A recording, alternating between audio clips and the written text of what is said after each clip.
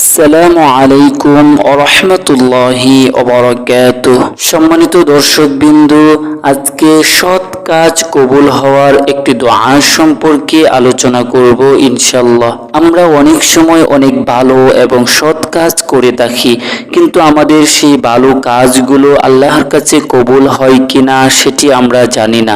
আজকে এমন একটি দোয়া সম্পর্কে আলোচনা করব। আপনি সৎ কাজ করার পর এই দোয়াটি পড়ে নেবেন।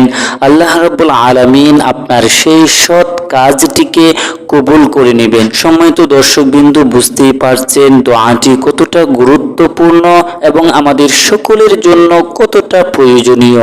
আমরা যখনই কোনো সৎ কাজ করব, কোনো ভালো কাজ করব, তখন সেই ভালো কাজটি করার পর এই দোয়াটি আমরা পড়ে নেব। আল্লাহ রাব্বুল আলামিন আমাদের সেই সৎ কাজটিকে, আমাদের সেই ভালো কাজটিকে আল্লাহ রাব্বুল আলামিন কবুল করে নেবেন।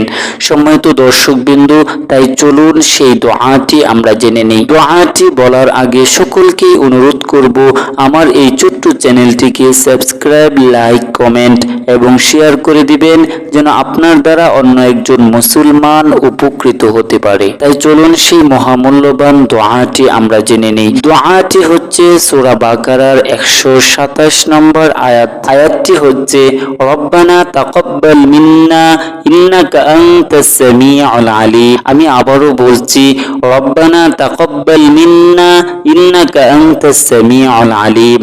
সম্মানিত দর্শকবৃন্দ, দোয়াটির অর্থ অনেক বেশি সুন্দর, তাই চলুন সেই দোয়ার অর্থটিও আমরা জেনে নেই। অর্থটি হচ্ছে, হে আমাদের রব, আমাদের এই কাজ তুমি কবুল করো।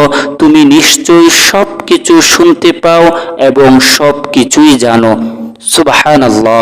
সম্মানিত দর্শকবৃন্দ, আল্লাহ রাব্বুল আলামিন আমাদের সকলকে এই দোয়াটি মুখস্থ করে নেওয়ার তৌফিক দান করুক। এবং শেষ করার আগে আবারও অনুরোধ করছি, আমার এই ছোট্ট চ্যানেলটিকে সাবস্ক্রাইব করতে ভুলবেন না। ততক্ষণ সকলে ভালো থাকুন, এই প্রত্যাশা রেখে শেষ করছি। আসসালামু আলাইকুম ওয়া রাহমাতুল্লাহ।